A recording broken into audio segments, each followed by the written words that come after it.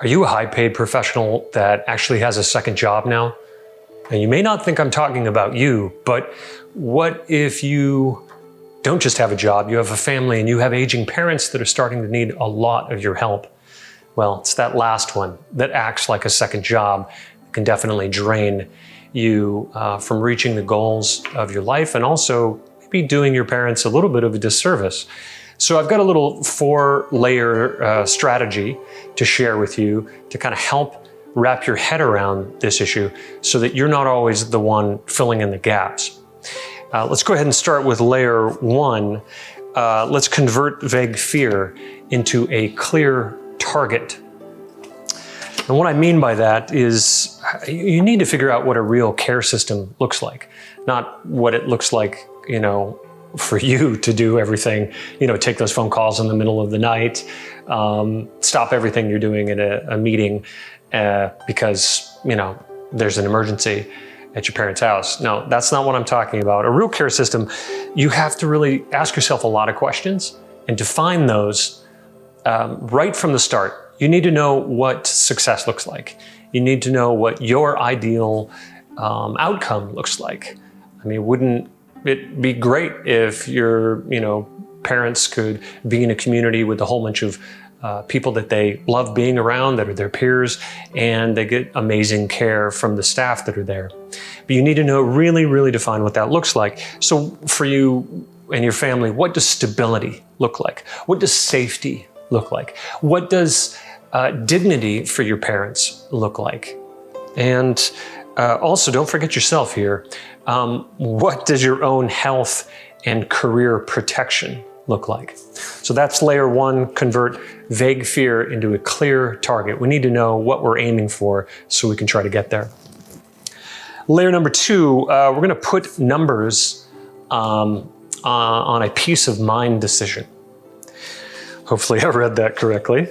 So a simple way to look at this is we can run some numbers here. What is your hourly wage? Now, look, I know you may be salaried or whatever, and we can figure this out, right? So let's say you make $100,000 a year and you get a $25,000 bonus on top of that usually.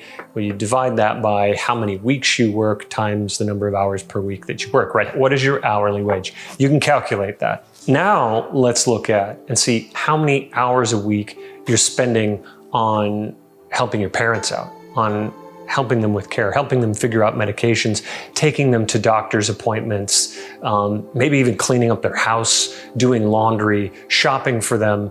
The list can go on, right? And it just keeps growing. So, we got to look at this from a few angles here. And one of them would be, are you missing important meetings at work? Are you having to take time off that you normally wouldn't take off? Is it disrupting your flow? Have you performed less since you've been helping your parents out in your career? So are you taking a hit professionally? Is worth looking at. And then we also need to look at time with your kids.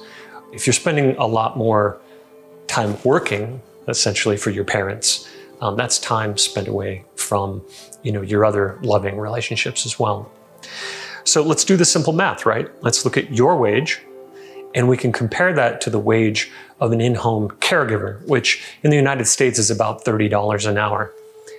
There's usually a company that is the charging entity, and the caregiver gets a little bit less than that, but you get the idea. Is your hourly wage more than $30 an hour? If so, it probably means working a little bit harder, making a little bit more money to pay for that care aid. I think you should use objective filters. Use objective filters so you're not seduced by marketing.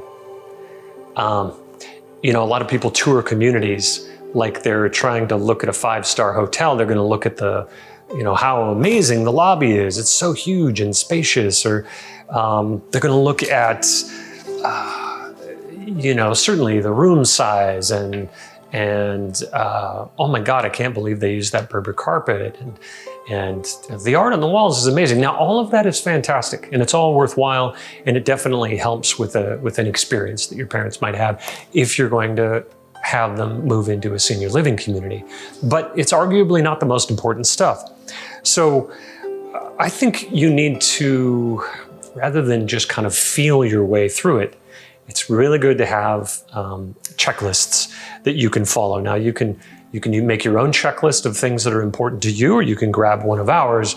But no matter how you do it, you want to be able to compare each place that you look at objectively and do it the same way each time. That'll help you really get a sense of a score for each community and really make intelligent decisions that aren't just on feel or vibes. You know, we want to compare apples to apples, right? And in this case, I know we're in layer 3, but think back to layer 1, right? What are the most important factors for your situation? All of those questions we asked and the definitions we made, we defined stability, security, those kinds of things. That's what would come back in the checklist here to find out how to score each individual item for your specific situation. And last, we're on layer 4, build a care model that doesn't require your constant presence. That's the problem that we defined in the first place, right? Right at the beginning of this video, you're constantly having to be on call, right? You never know when you're going to get the next call for a problem that you need to deal with.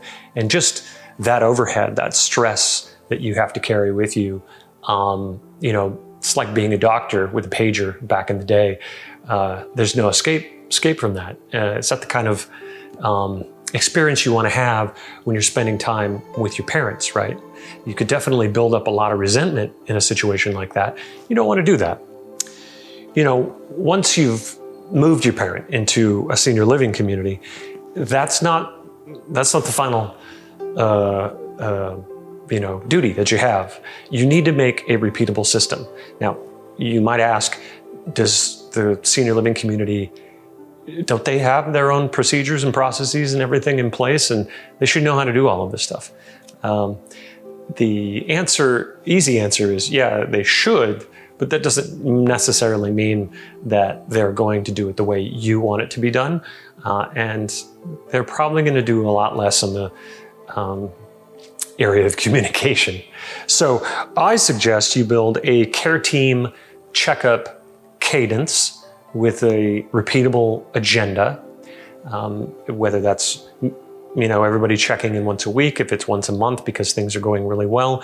You can make those decisions and make the changes on the fly, but you need to give your expectations in a very clear, repeatable way to the people that are really helping care for your parents. It could be a geriatric doctor, it could be the supervising caregiver or nurse at an assisted living community. It might even be a therapist. You know, the list could be very long for your aging parents. So you want all of those people in the loop together communicating with each other. And then it's also important to define escalation rules. When certain things happen, it's nice to know, you know, when X happens, then we need to take, you know, the next 3 steps for that scenario so that things don't get out of hand.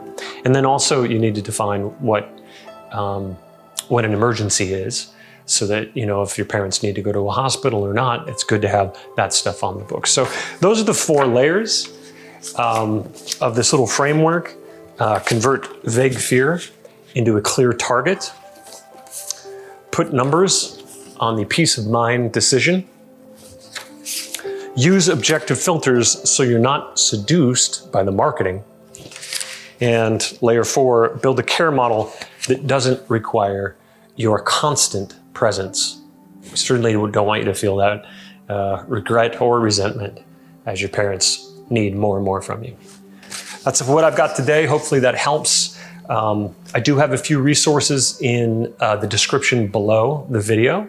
You can click on those and get access to some of our free stuff. And I'll be making more of these videos and hopefully helping people out with, you know, the aging population. People should teach us this stuff and they never do. And that's why I'm here. I'm Jason Brenizer with Best Senior Living. I'm wishing you health and happiness.